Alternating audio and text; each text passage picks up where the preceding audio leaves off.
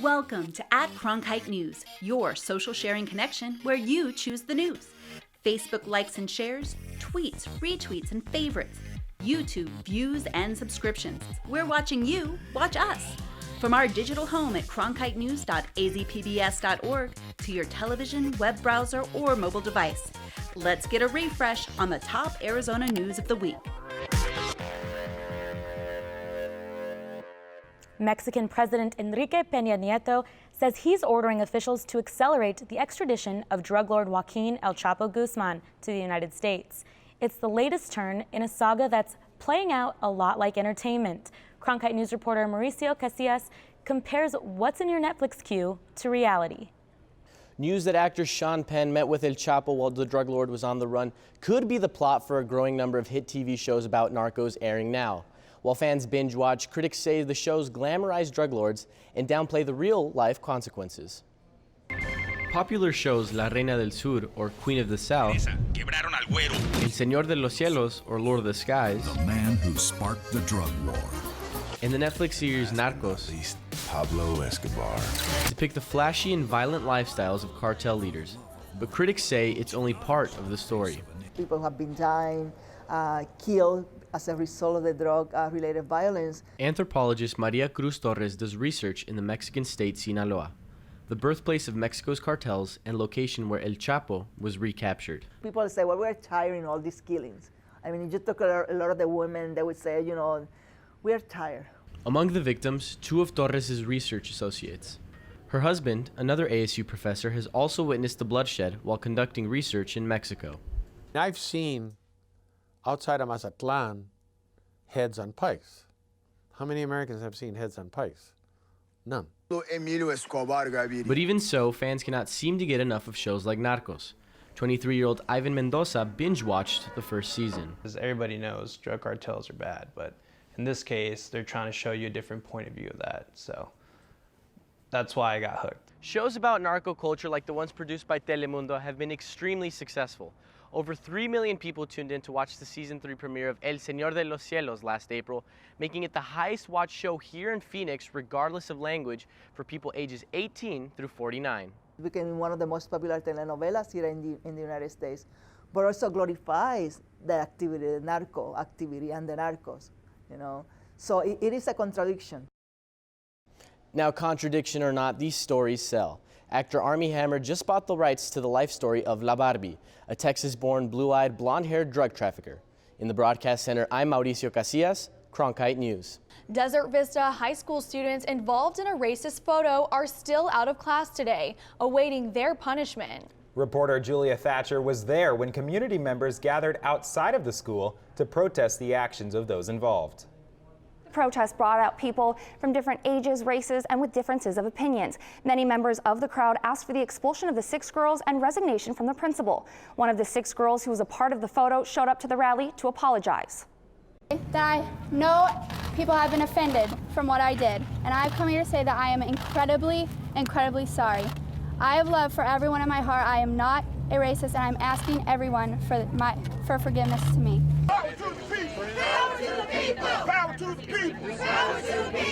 One of the girls involved in the photo came to the protest to apologize. The 6 girls have been suspended from the school until further review from the district. The district's community relations director told me in an email that the investigation is ongoing. Students are being interviewed, reports being compiled. While some are asking for a suspension, some say that isn't enough. Expulsion.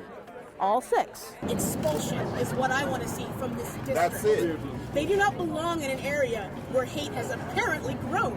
Petitions have been started demanding action. Behind me is the aftermath of the protest. The petition that is asking for the resignation of the principal and for the expulsion of the 6 girls has now gathered thousands of signatures. A counter petition was started to not expel the 6 and to keep the principal, that gathering just a couple hundred signatures. I believe that there should be a harsh penalty to pay. I am not one to agree with expulsion. You know, I think this is a teachable moment.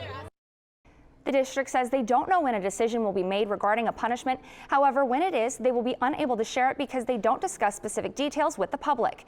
In Phoenix, Julia Thatcher, Cronkite News.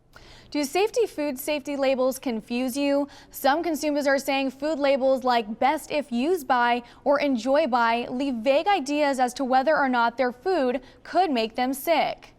Cronkite News reporter Amber Kawaji joins us live with a closer look at how confusing food safety labels are contributing to enormous food waste. That's right. I ran into the market behind me and found all kinds of expiration labels. We have best before, we have used by, and we also have best if used by. Now, these can be confusing and are leading to a lot of food waste.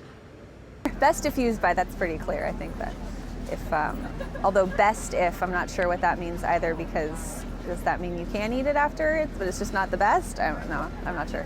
We've all done it, throwing away food as soon as it hits that sell-by date, concerned that if we eat it, we'll get sick. But we may not need to, according to Dee Mitten, Executive Director of Waste Not. When they say sell-by, that is their recommendation that the product is at its best. And confusing labels like enjoy by leave some consumers interpreting these labels as expiration dates. A lot of times when you have a sell-by date, what happens is you don't understand whether or not the product is still good and how many days is it still good. According to the FDA, there are no federal regulations stating food must have a printed expiration date. Arizona does require food safety labels, but only on eggs. It would come through the grocery industry, because they're the ones labeling the food. This label says best if sold by, but how long past the sold by date is the product good for? This confusion leads to $165 billion worth of food getting tossed into the trash. Organizations like Waste Not use their mobile service to pick up donated perishables and deliver them to places who help feed the hungry. A small step trying to make a dent in a large problem. I think perhaps more accurate dating of the product would be a big help. Now 133 pounds of good food finds its way into our landfills. The USDA released a statement in 2015 with a plan saying that by 2030 they hope to have food reduced by 50% in America. In Phoenix, I'm Amber Kawaji, Cronkite News. A new line of private jets was just unveiled in Phoenix, and they could be a boost to our economy. James Ehrlich joins us live with how this could improve our ranking in the aerospace employment industry. Arizona ranked 4th in the nation for aerospace as well as aviation employment before the release. So that ranking might improve with this new line of aircraft. Honda Aircraft Company's CEO Michimaso Fujino came down to the desert to show off the new Honda aircraft line. William Cutter, who's in charge of their Southwest dealership, says he's impressed by the new features. This is our aircraft as a demonstrator, as the dealer in the Southwest United States. A lot of the new designs that Mr. Fujino designed in are designed for efficiency, quietness, creature comfort, things that are not on any other airplanes now. An increase in sales could benefit the Valley. Phoenix Council members say this will usher in a generation of high-wage jobs benefiting chief pilots like Hall Llewellyn. I found out that I was going to be our chief pilot and that was going to be my role moving forward with our dealership about 2.5 years ago. So it's been a long time in the making, and it's a real pleasure to be part of this and easily one of the greatest honors of my life. The company says it's focused on creating state-of-the-art features, which are bringing in customers. Well, the Honda Jet is the world's most advanced light jet. It's a small jet, relatively speaking, but it packs an incredible amount of performance, comfort, and Honda quality as well. Cutter Aviation says what really sets this aircraft apart is its on-wing engine. This creates a quieter cabin space, which is pleasant for both passengers and the pilot. With the placement of the engine, it allows for more cabin space and lavatory rooms as well, and is piquing the interest of potential buyers. Those planes don't come cheap. One of the new Honda aircraft goes for $5 million. In Phoenix, I'm James Ulrich, Cronkite News. Learning a new language can be hard, especially when that language is as scarce and complicated as the Navajo language. But Gilbert Cordova reports that's where technology comes in.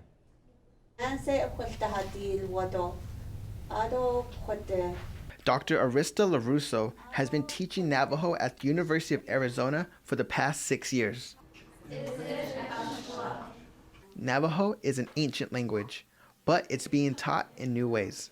I think with technology and the Navajo language, I think they go hand in hand pretty well. Alray Mariano is taking the class and also using a website that teaches Navajo. Very helpful in a way that when I go home, I can use that website to pronounce the words and learn how to structure those sentences. There are at least 3 mobile apps devoted to the language. This is Navajo Toddler. The Navajo Toddler app teaches the language in 8 categories, including food, animals, colors, and clothes. The app also teaches phrases and sings Navajo songs. Traditional classroom teaching combined with new technology are helping to preserve this endangered language. In Tucson, Arizona, Gilbert Cordova, Cronkite News.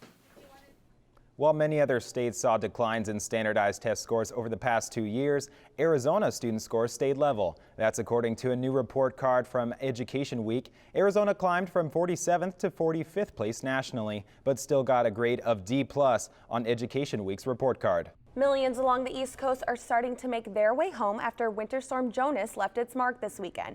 At least 37 people have died, and tens of thousands are stranded and snowbound, including some Arizonans in the nation's capital. Cronkite News reporter Lauren Clark is live in our Washington bureau with the latest. Now, while the weather here may be frigid, the spirit of these students stuck in the snowstorm is anything but. When students from Valley Catholic High Schools came to D.C. for March of Life, they had one wish. We were all hoping a little bit to see some falling snow. But some falling snow turned into one of the biggest blizzards the area has ever seen.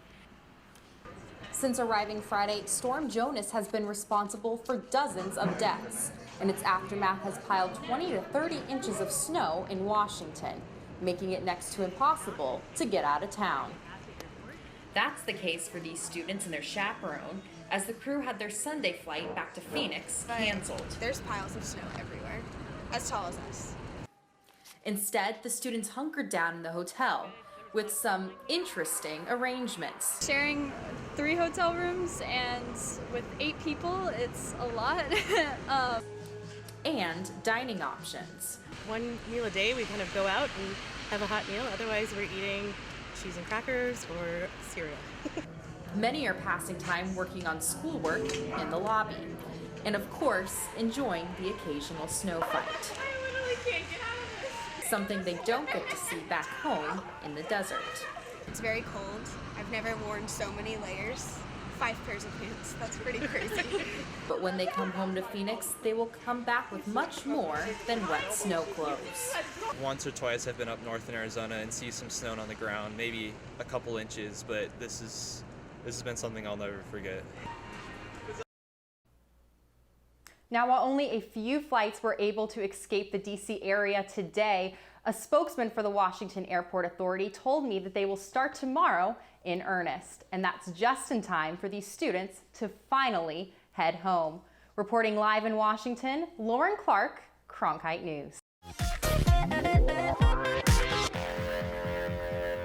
Arizonans marched in the nation's capital this weekend despite the dangers from Winter Storm Jonas. Cronkite News reporter Samantha Witherwax brings us details from the March for Life.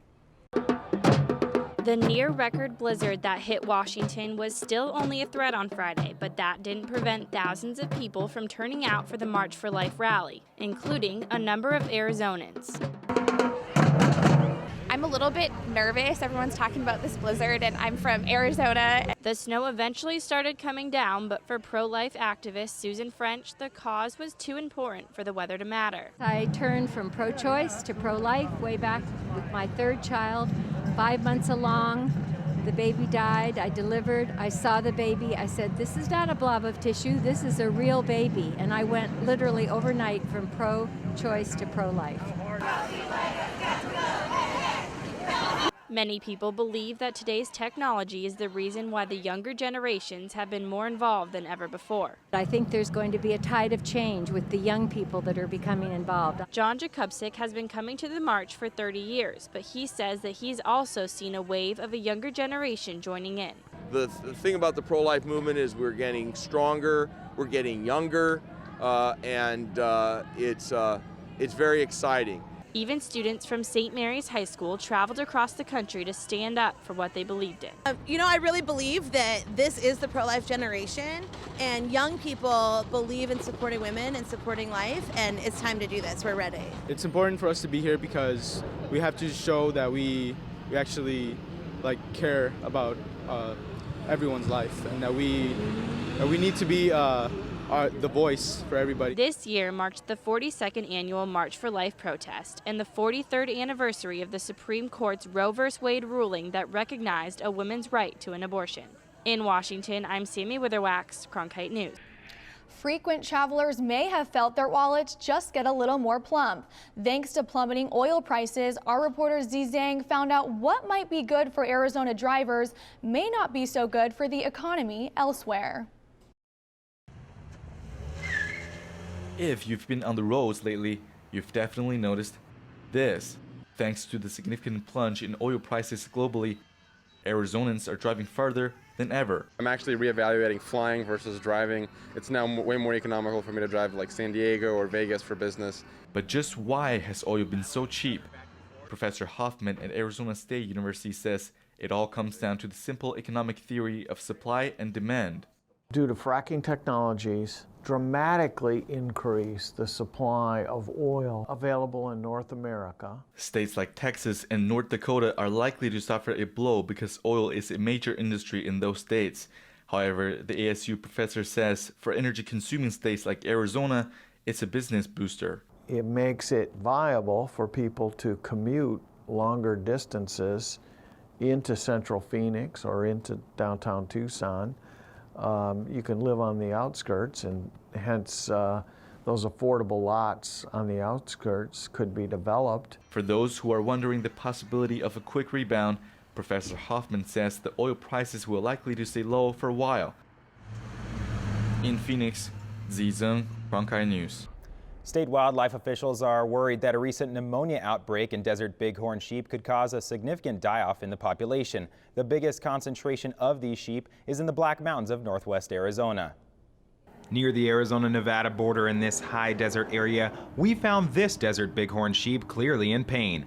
This female sheep, known as a ewe, more than likely has pneumonia. The disease is now starting to affect the sheep population near Kingman.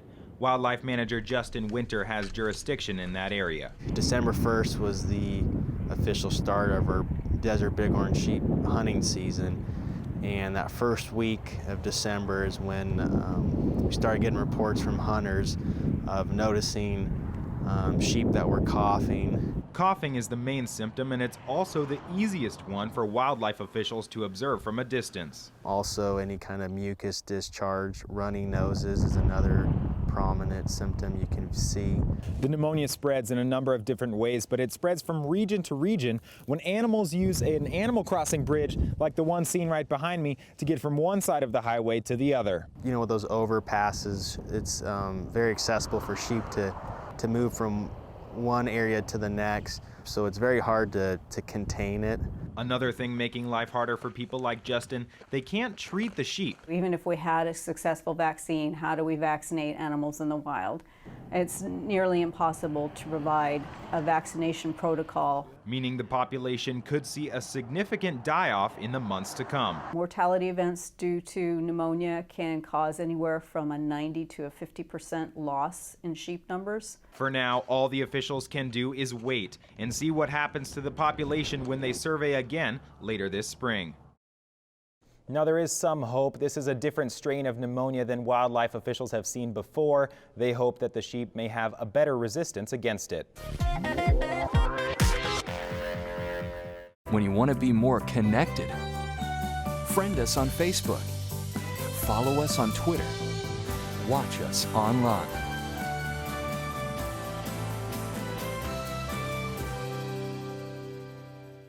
Become a news source for the Arizona PBS Public Insight Network. Your ideas and insights can help us create relevant and distinctive reporting. Join now at azpbs.org/pin. Welcome back to @Cronkite News, our weekly refresh.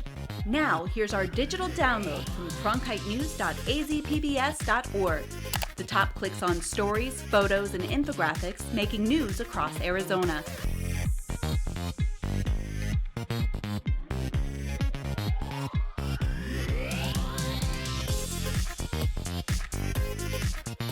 So I just barely passed Roosevelt, and honestly, I didn't know how he had responded to the move I'd made when I came up on him, and it's a lot of mind games. You know, you're playing a lot of mind games with yourself and with other competitors, and I wasn't sure if he had kind of tucked in behind me and gone with me, or if he had just, you know, not responded at all. And so in my mind, I wasn't going to let myself look back.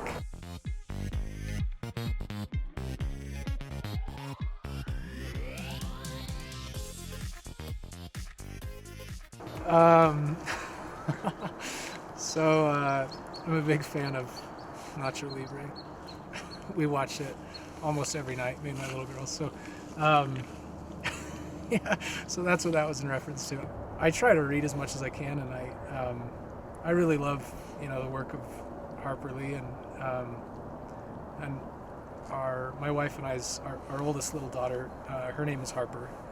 We named her after Harper Lee, and so there's a quote by Harper Lee where she talks about how courage is about, she says, knowing you're licked before you begin, you know, meaning like that, you know that the odds are against you before you start, but that you start anyway, and that you see it through no matter how difficult it gets.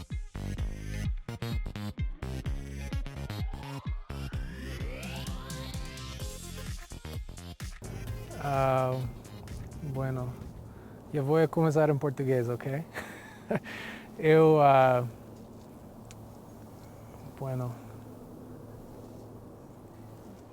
Depois do colégio, eu fui para o Brasil. Eu trabalhei uns 2 ou 3 anos fazendo trabalho humanitário lá, na cidade de Rio de Janeiro. Eu estava trabalhando nos lugares pobres. Depois disso, eu voltei para os Estados Unidos, e agora em espanhol, e me dei conta de que não havia muitos brasileiros en los Estados Unidos. Entonces yo comencé bueno, yo pensé que tal vez sería importante aprender español. Bueno,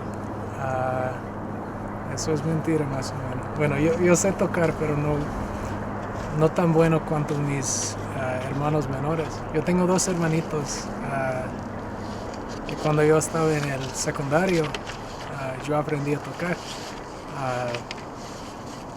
y bueno, yo enseñé a ellos a cómo hacerlo, y después de un mes más o menos ya sabían cómo tocar y cantar mejor que yo. Entonces yo paré y no continué. yo dejé este talento en las manos de mis hermanitos, y ahora los 2 son músicos, y es lo que están intentando hacer para sustentarles y ganarles la vida.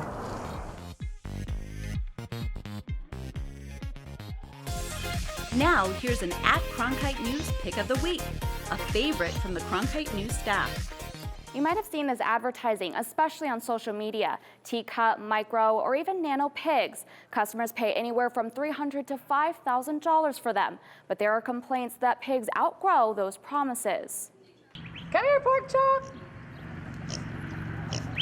They're cute, cuddly, and with this face, possibly irresistible. That was the case for Brianna Tinsley, who bought her pig online for $1,000. She was promised her pig would stay a teacup forever. It's embarrassing. It makes me feel kind of foolish because I didn't do my research like I should have, and I usually do. I think I just got so excited. When Tinsley received her mini pig Otis, she didn't know he was actually dying from starvation. A very costly visit to the vet confirmed that the breeder was deliberately keeping the piglet small and lying about his eventual weight. He grew within the first 3 months to what she said would be his max, 30 to 35 pounds. And now 5 years later, he's 120 and 125 pounds. So Otis now lives with 560 other pigs at the Ironwood Pig Sanctuary near Tucson, and that number is growing. I have seen it dramatically increase in the 15 years that we've been here. And we used to be able to keep up with it. We can't anymore. The sanctuary says 70% of the pigs taken in last year were simply not wanted anymore, most due to false mini pig claims. They should be shut down. The breeders should be shut down. They should not be allowed to continue breeding these animals. There are thousands of them going without homes. The growth is so rapid that there's now an American Mini Pig Association to help regulate the industry. Ashley Ockery is an AMPA breeder. I thought that it sure did seem like there was a need for some more reputable, responsible, ethical breeders to help educate the world about what miniature pigs really are. Tinsley learned a painful lesson. Sad, like I gave up on him. If you do get a pig, make sure you have a lot of love in your heart because they get attached to you too. I've spoken to the Department of Agriculture, the Humane Society, and Animal Services. They all say it is not required to license or register pigs. So if you are interested in buying a mini pig, do your homework and really get to know the breeder beforehand. In the broadcast center, Lauren Michaels, Cronkite News. Cronkite News tracks your likes, tweets, and shares from all our social sites to bring you this news special. At Cronkite News, our weekly refresh. Join the conversation so you choose the news. Like us on Facebook, follow us on Twitter, subscribe to us on YouTube, and log on to cronkitenews.azpbs.org for top Arizona stories anytime.